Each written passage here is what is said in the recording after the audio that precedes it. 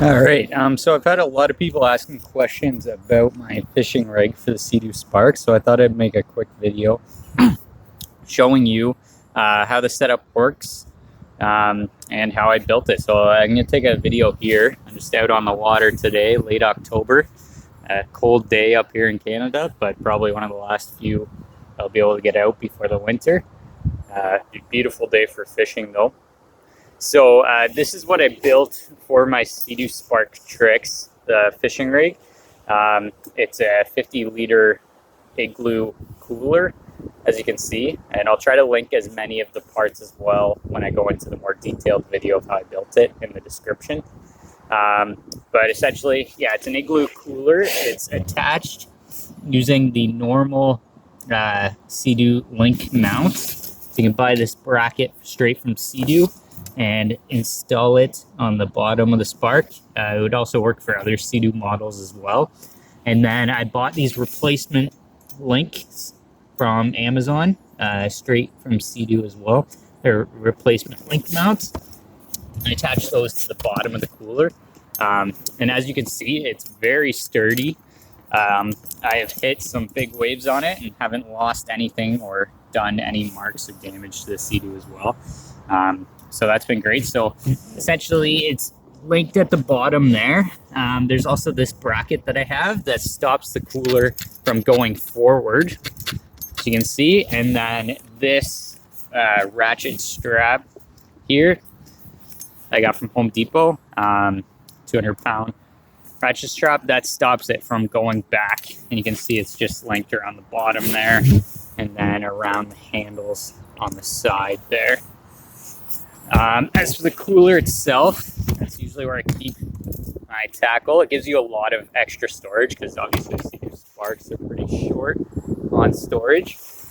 Then we have the one little spot in the front. And then I attached rod holders that I also purchased from Amazon. So there's 1, 2, 3 there. I guess you could put a fourth here as well. And then that's where I put my net, which I use just bungee cords around the side just to stop it from falling out when you're riding. And then same with the fishing rod as well. I just use bungee cords around the side there to stop it from falling out. So essentially, I mean, you could have up to 3 fishing rods on it if you wanted to, and a net as well. So that's essentially it for the fishing setup. As for fishing on a SeaDoo, I think it's great. You can fit in a lot of places that normal fishing boats can't. You can go into really shallow waters. It's also, if anybody's rode SeaDoo, it's super sturdy as well. Like it's hard to flip. So I mean, there's really no issues there. Once you get used to riding a SeaDoo, fishing on a SeaDoo is not bad at all. The only downside is if you catch something like a big pike, getting it off can be a little tricky because obviously, as you can see, you don't have much space to work with trying to wrestle it out in the footwells or in the back there. The other thing that I installed on my SeaDoo was a fish finder as well. It's just a basic Garmin Striker 4 fish finder. I think I paid about $180 for it, but you can get them cheaper on sale. And essentially, it's just screwed in to the top of the Spark right there with the bracket, and then the cords there go through, down,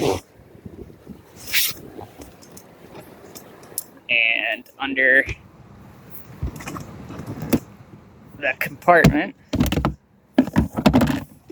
You're not going to be able to see it. I'll show it in the other video after. But attached to the battery there, and then the transducer for the fish finder is actually just stuck to the bottom of the hull with some duck seal. So I didn't drill any holes into the hull or anything like that. It's just straight through the hull, and I haven't had any issues with the depth or readings or anything like that. As you can see, it's running clear. And then what's great about the setup is everything can come off. So you can just pop off the fish finder, unclip the wires, put it away if you're going to be hitting some higher waves and you don't want that to fall off. You can do that as well. And then same with the cooler. It just comes Obviously, it just comes unclipped off the bottom and the strap. So if you still want to do some normal riding without the cooler on the back, you can do that as well. Yeah, like I said, I've hit some big waves, haven't had any issues with the cooler itself falling off, or with the SeaDoo.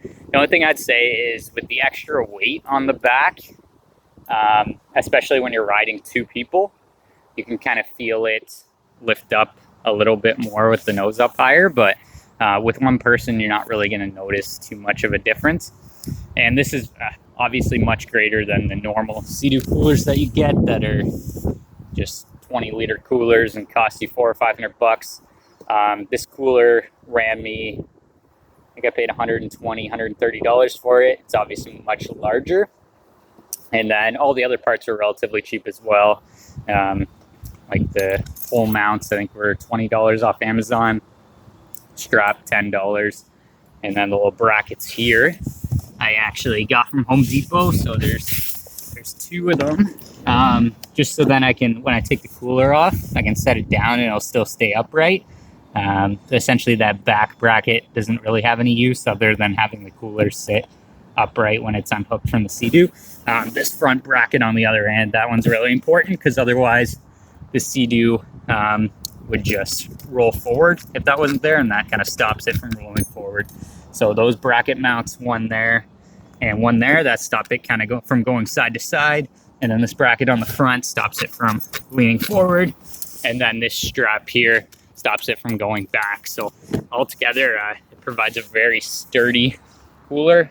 Not going to fall off on you if you do everything right, but obviously take your own risks when you're making these modifications of the SeaDoos. So I've used this for 2 years now and haven't had any issues, and it's been great. It's got me a lot of extra use out of my SeaDoo, especially on these cooler times when you don't want to really be riding around too much because the water's super cold and air's super cold, and you just want to get out and relax and have a nice day fishing. So it gives you a lot more use there. All right, and in the next part of the video, I'm going to cut more detail about the cooler and how I put it all together and some of the parts that I used. As well, I'll include how I installed the fish finder, where I ran the transducer, and how I put that all together as well. All right, thanks.